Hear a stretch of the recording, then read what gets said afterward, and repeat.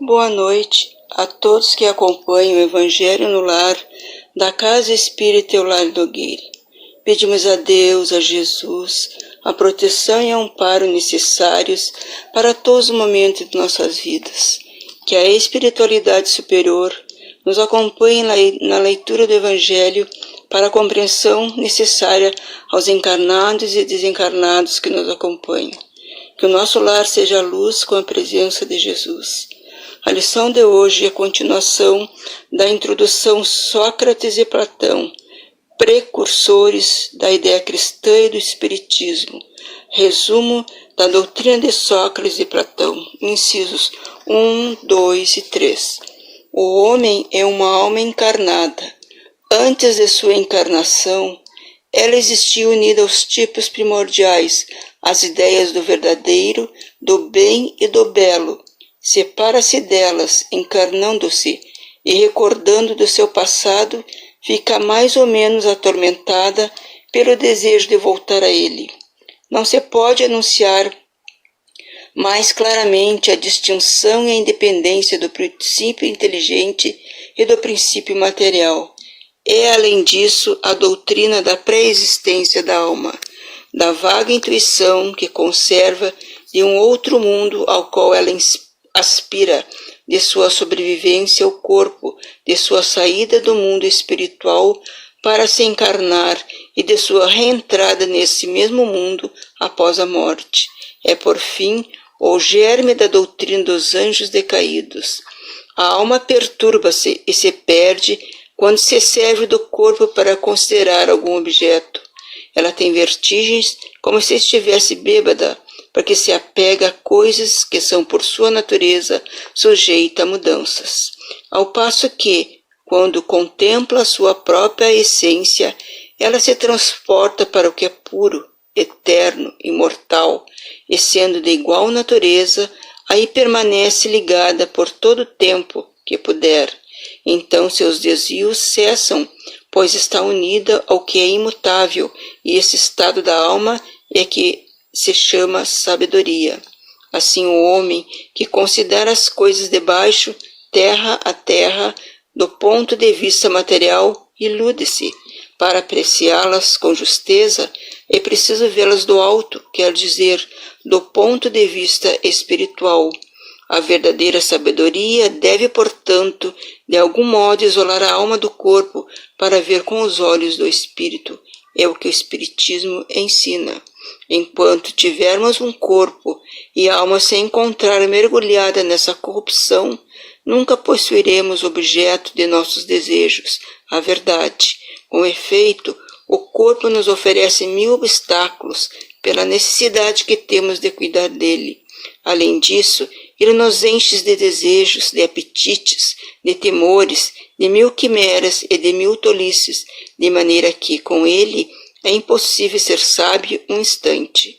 Mas se não é possível conhecer nada puramente enquanto a alma está unida ao corpo, é preciso de 2 coisas. Uma, ou que nunca se conheça a verdade, ou que se conheça após a morte. Libertos da loucura do corpo, conversaremos então, é de esperar-se, com os homens igualmente livres, e conheceremos por nós mesmos a essência das coisas.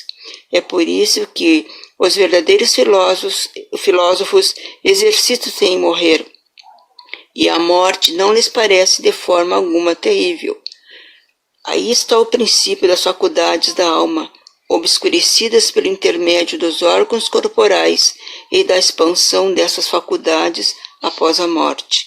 Mas não se trata aqui senão de almas de elite já depuradas. Não ocorre o mesmo com as almas impuras.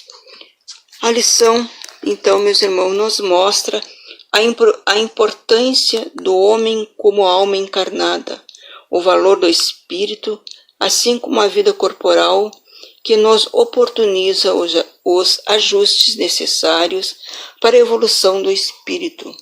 Os tormentos do espírito, o esquecimento do passado, a purificação do mesmo, as necessidades que tem de conhecer suas falhas e corrigi-las no ponto de vista espiritual. Vivemos alternadamente no plano espiritual e no mundo material, com as bênçãos da reencarnação, que nos oferece o aprendizado, a elevação e a reparação. Por isso chegamos à Terra com responsabilidades e com uma programação para cumpri-las. O aprendizado instrói nosso espírito, com sabedoria nos elevando a planos melhores do universo, como as colônias. A nossa melhora e elevação é uma consequência da educação dos nossos sentimentos e da sabedoria adquiridos. Quando desencarnados, compreendemos a extensão do nosso compromisso moral, que assumimos, vemos tudo que de menos bom adquirimos para a deformidade do nosso corpo espiritual. Então o único caminho será a reencarnação. Como falou Sócrates, considerado o pai da ciência moral, que estabeleceu as regras de virtudes, aplicando-as na própria vida, precursor do pensamento cristão, conservou serenidade diante da morte, afirmando: o homem não são as suas roupas, o seu invólucro, mas o seu espírito. Ele e Platão tiveram uma missão enviados pela espiritualidade para avivar as ideias cristãs, que elas se expandissem na época, para que as sementes do cristianismo atingissem a todos com os princípios da moral, do espírito e da reencarnação. Sócrates ensinava a imortalidade da alma, bem como o retorno à vida terrena. Filósofo chamado de mestre da filosofia, pregou viver e viveu um amor fraterno, próximo ao de Jesus. Só mesmo a divindade de Cristo poderia transcender a humanidade de Sócrates.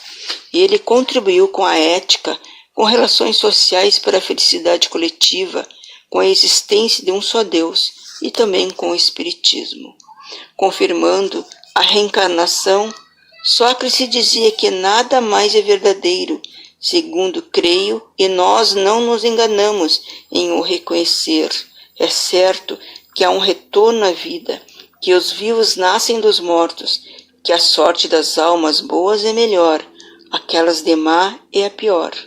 Contribuiu com Kardec com as ideias da reencarnação, já que o Espiritismo é uma doutrina reencarnacionista que prega a reencarnação do espírito.